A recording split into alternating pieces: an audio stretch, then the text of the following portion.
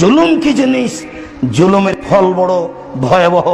জালেম বুঝে না জুলুম কাকে বলে, নির্যাতনকারী বুঝে না জুলুম কাকে বলে, বোঝা উচিত।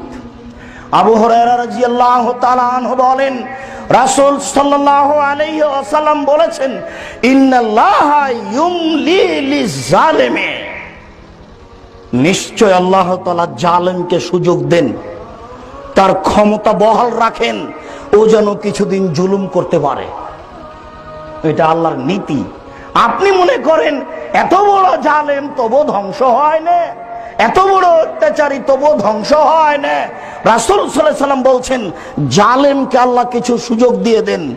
এই যে আখাজাহু লাম ইউফলিথু, যখন আল্লাহ ধরেন তখন আল্লাহ ছাড়েন না, তখন জালেম বুঝতে পারে জুলুম কাকে বলে।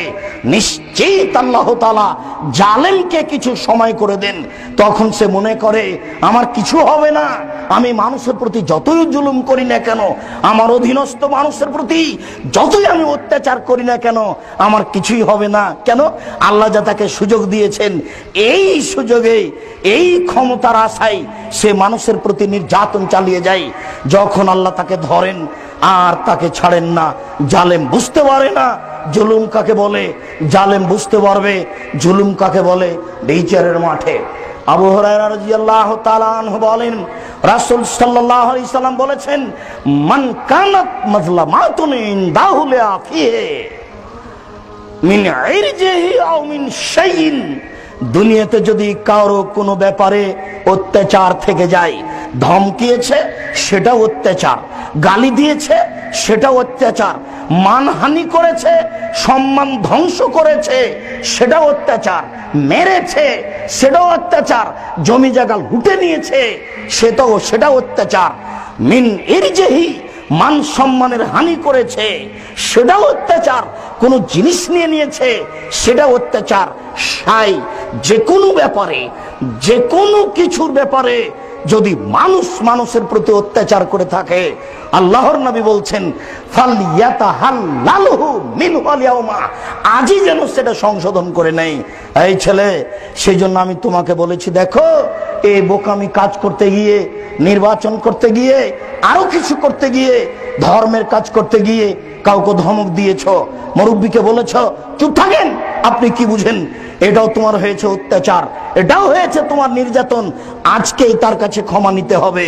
রাসূল সাল্লাল্লাহু আলাইহি ওয়াসাল্লাম বলছেন, ফালইয়াতাহাল্লালহু মিনহু আল-ইয়াওমা, আজকেই সমাধান নিতে হবে।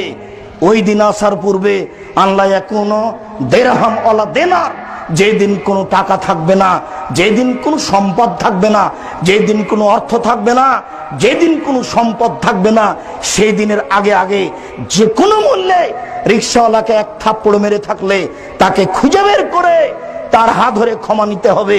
কারো মান সম্মানের হানি করে থাকলে, কাউকে অপদস্থ অপমান করে থাকলে, হাতে হাতে এখনই তার হাত ধরে ক্ষমা নিয়ে সেটা পূরণ করে নিতে হবে। কেন?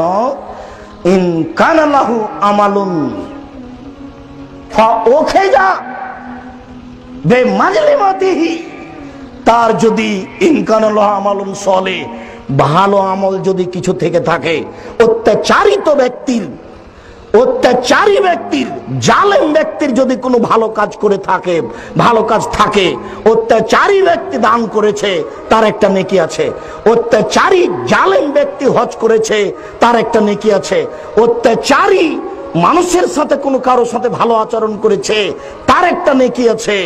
বিচারের মাঠে তার এই নেকি তার অত্যাচার অনুযায়ী নিয়ে নেওয়া হবে, তার এই নেকি তার জুলুম অনুপাতে নিয়ে নেওয়া হবে। যেই পরিমাণ জুলুম সেই পরিমাণ তার নেকি নিয়ে নেওয়া হবে। ফাইলাম তাকুন লাহু হাসানা, তার যদি নেকি না থাকে, তার যদি ভালো আমল না থাকে, এই জালেমের যদি নেকি না থাকে, এই অত্যাচারীর যদি নেকি না থাকে, তাহলে রাসূল সাল্লাল্লাহু আলাইহি ওয়াসাল্লাম বলেন, ওখে যা মিন হাসানাতে সাহেবেহি, তাহলে যার প্রতি অত্যাচার করেছে তাকে তার নেকি, তার পাপ নিয়ে নেওয়া হবে। তাহলে মিন সাইয়াতে সাহেবেহি, যার প্রতি অত্যাচার করেছে তার পাপ নিয়ে এর উপরে চাপিয়ে দেওয়া হবে, ফাহমেলা আলাইহে, এর উপরে চাপিয়ে দেওয়া হবে। যার প্রতি অত্যাচার করেছে ওই ব্যক্তির পাপ নিয়ে এর উপরে চাপিয়ে দেওয়া হবে। জালেম হবে বড় পাপী আর মাজলুম হবে নিষ্পাপ। জালেম হবে বড় পাপী, মাজলুম হবে নিষ্পাপ।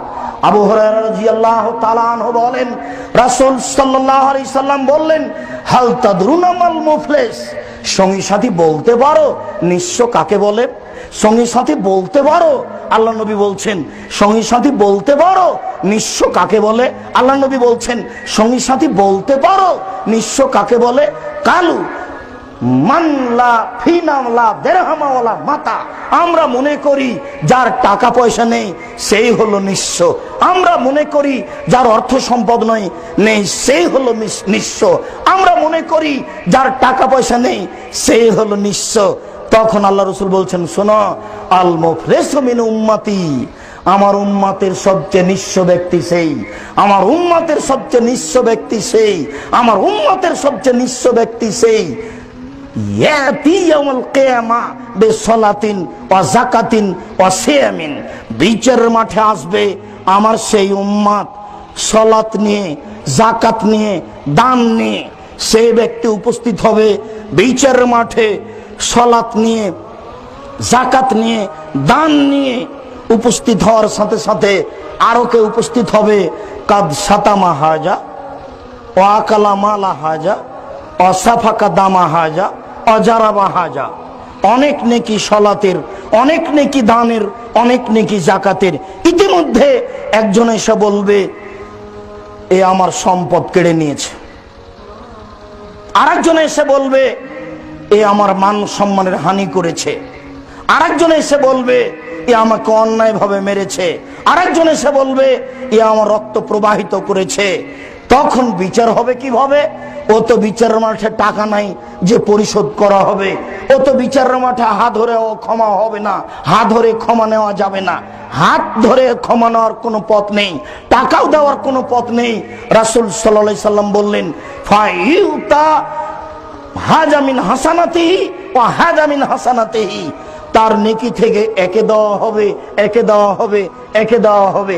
রিকশাওয়ালা দাঁড়িয়ে গেছে, অধীনস্থ নেতার অধীনে যারা আছে তারা দাঁড়িয়ে গেছে, যার জমি দখল করে নেওয়া হয়েছে সে দাঁড়িয়ে গেছে, সব তো এখন উপস্থিত। কিভাবে দেওয়া হবে? ফা ইউ তাহাজা ও ফা ইউ তাহাজা, তাকে দেওয়া হবে এ নেকি, তাকে দেওয়া হবে এ নেকি, তাকে দেওয়া হবে এ নেকি, হাত্তা লাইফ জামা আলাইহে। এরপরেও পাওনাদের পাওনা শেষ হবে না, এরপরেও যখন পাওনাদারের পাওনা শেষ হবে না, এরপরেও যখন পাওনাদারের পাওনা শেষ হবে না, তখন আল্লাহ রাসূল বলছেন ফা ওখিযা মিন খাতায়াহুম, সবার পাপ নেওয়া হবে। যত মানুষ দাঁড়িয়ে গেছে সবার পাপ নেওয়া হবে। ফা তরিহাত আলাইহি ওয়া তরিহা ফিন নারে, সব পাপগুলি এই জালের উপরে চাপিয়ে দেওয়া হবে। এরপরে জালেমকে জাহান্নামে নিক্ষেপ করা হবে। জালেম নেতা জানে না এই জুলুম নেতৃত্ব কাকে বলে, জালেম ব্যক্তি জানে না এই জুলুম কাকে বলে। বিচারের মাঠে যখন নেকি দিয়ে বুঝিয়ে দেওয়া হবে, বিচারের মাঠে যখন পাপ নিয়ে হিসাব নিকাশ করা হবে, সেদিন বুঝতে পারবে জুলুম কাকে বলে।